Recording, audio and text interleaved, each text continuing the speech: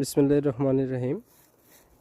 Gazipur Prahladpur union লোয়াগাছিয়া বাজার সংলগ্ন এই হচ্ছে রাজেন্দ্রপুর 30 ফিট একটি রাস্তা ধরেই হচ্ছে 10 কাঠার একটি প্লট।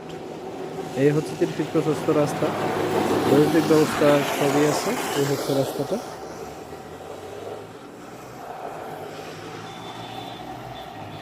এই হচ্ছে জমিটা।